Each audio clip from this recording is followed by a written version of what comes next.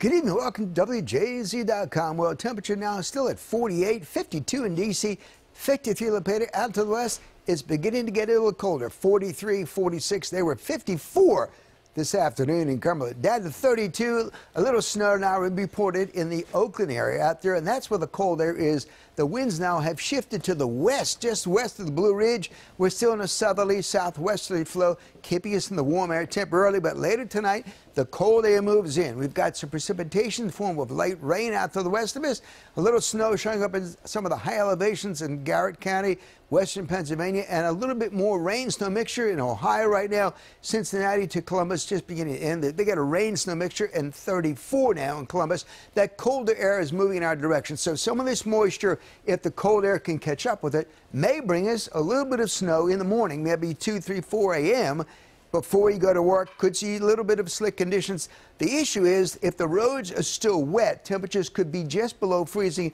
could be some slick conditions. Even though it's warm today, it'll dry out really quickly, so it just kind of be a race between the cold air and the precipitation to see whether or not we're getting that snow. But we have a chance of maybe getting a trace to as much as an inch north and west of us. Right now, a little bit of rain, as you can see, to the west of us, and snow to the further western areas. And it looks like we may see some of that activity developing across the region overnight tonight. So we'll have to keep an eye on that during the overnight.